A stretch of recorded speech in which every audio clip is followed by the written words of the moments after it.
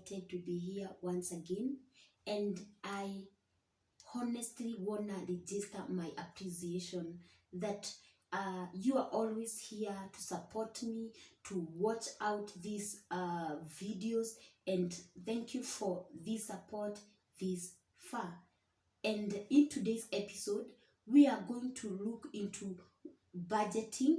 And as we are talking about budgeting, we are looking into one style of budgeting, the 50-30-20 budget. There are many types of budgeting, but today specifically we are going to look into this one, and it's good to register that budgeting is an integral part of managing one's finances. And when we budget, we set forward goals, and a budget is a tool that is used to monitor cost or for cost management, and it's a tool that helps business people and even for personal finance management. And the reason we put forward a budget is so as to eliminate any sort of wastages. When we budget, we set our priorities in order, and when we budget, we make sure to follow up whatever we wanted to see it come to fruition. So it's worth noting that as we budget, we become better money managers. As we budget, we improve on the way we manage our finances. So I want to welcome you today in this episode to learn this one budgeting method, the 50-30-20 budgeting rule. And with this kind of budgeting, it categorizes your expenses into three main major categories. Like for example, every time we are budgeting, we do so to make sure whatever incomes we have, we put them into expenses that are giving us value, or rather we control our spending so as to get the utmost value out of our money. So with the 50-30-20 budgeting rule, the three categories are the necessities, and then the necessities takes 50% of your income. Then we have the wants section. The wants section takes 30% of your income. And the last category of the three categories is the savings section. And the savings takes 20% of your income. So when we talk about essentials, what are we referring to? These are those expenses that has to be incurred whether you're working or you're not working, whether you are earning any incomes or there is no income. Like things like food, whether you're working or not, you have to eat. Clothing, we have to put on clothes.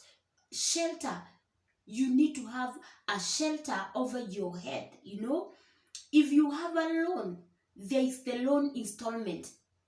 You have to pay the installment, otherwise the people who loaned you, they'll be after your neck, So these are some of those expenses that has to be met, and these expenses are budgeted to a tune of 50% of your income. And the second section, the wants section, it's worth noting that with the wants section, these are those expenses that you incur, but you incur them to make your life comfortable, They help you feel better, they motivate you to continue working, to continue earning. And a number of these expenses are things like Netflix, you need that holiday to go and refresh, or you need to go out, that designer handbag, an iPhone that you so much need, the want section may depend or differ according to a person's preference. But for the want section, these are things that you can do without. So this section is budgeted to a tune of 20% of your income. So while budgeting for this section, it does not necessarily have to take a whopping 20% of your income. You can pick those things that are really, you feel you needed to continue working. It really helps you motivate to work more. So if you are able to put it at minimal amount, the better. It does not have to really be 20% of your income. And then the that section or the other bit is the savings section, which takes 20% of your income. Remember, the savings section, this is your financial goals section. You know, the dreams that you need to you so much want to achieve someday.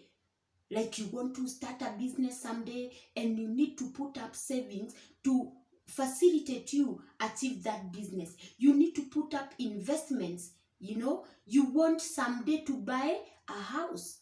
You want to put up a retirement fund, or you even have a debt that you are planning to clear. You know, you save the savings you put aside. This is the money that helps you settle off or clear off that debt that knocks your head, that makes you rested and uncomfortable, you know. So with the savings is whereby this section helps you meet your financial goals. You know, you want to buy a home, you want all these financial goals. So what I can say is that if you are able to put these other two categories at minimal and make the savings or your financial goals category at a higher percentage, even more than 20%, the better for you. So those are the three main categories. And there are some points that I want to put forward.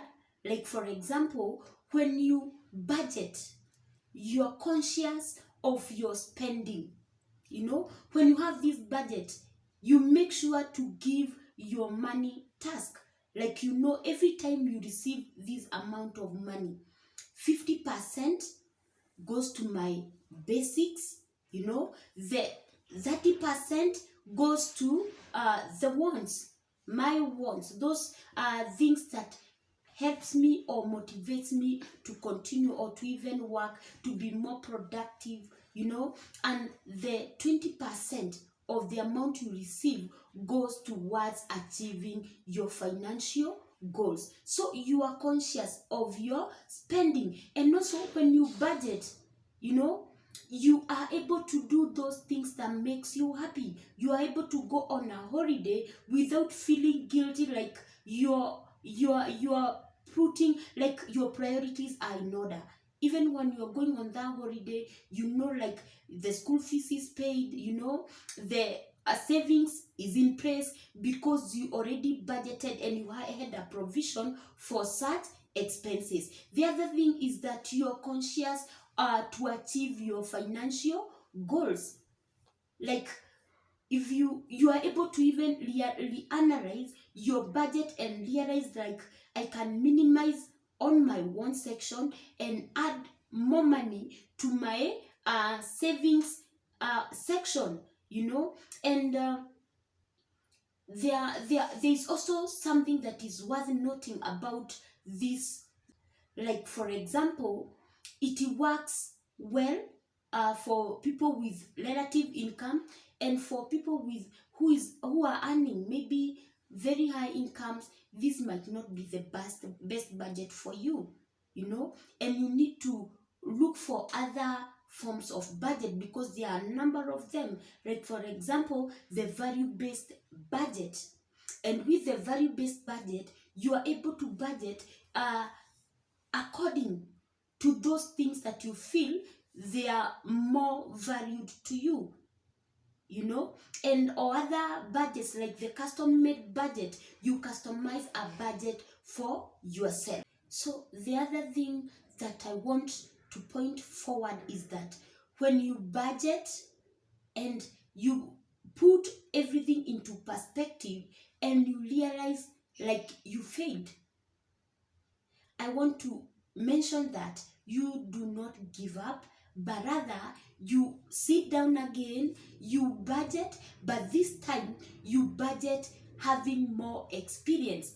It is the feedback that you take that of the things that you did not in the right way previously. Now you know better, you are more experienced. So budget again, implement your budget, and see your dreams unfold, and see whatever budgets or financial goals you have, you see them happen. So all it calls for is financial discipline. Like you make up this budget and you live within the stipulations that you've put forward. So another thing that I want to put forward is that as you continue budgeting and implementing your budget, we know that our financial status keeps changing. When your financial status change, remember to update your budget, and do so by making sure you focus more on your goals and achieve them even faster. The other thing is that when you budget and do all this, it helps you keep your expenses in check and well aligned.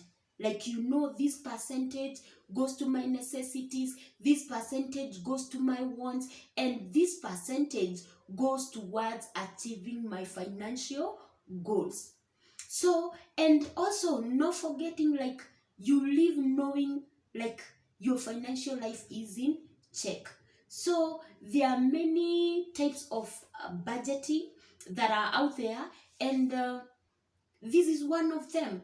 This is one of them. And if this one does not serve you well, there are other types of budgeting that one can employ. For example, we have the value-based budget.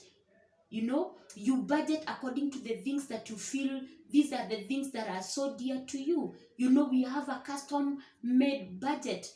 You know, you make one that suits your needs and your preferences and your goals. We have another one, the hard copy, where you decide that I am going to have these pockets, like hard one. You know, if you have all these goals, you have like 3 envelopes. This envelope, you put in the 50% that goes to the necessities. You have the one that goes for the wants, and you have the one that goes for the your financial goals. And it matters how one is able to work. You use the one that serves you best. So we also have the comprehensive budget. There are so many types of budgeting, and the one good thing that I want to put forward is that find a budget that serves you best. But maybe even for starting, one can start with the 50-30-20 budget, and by you become a better money manager, you start to implement it and see it work for you. So thank you so much for watching. As I said, I want to register my appreciations for having for coming to this platform every time I upload a video, and I commend all of you.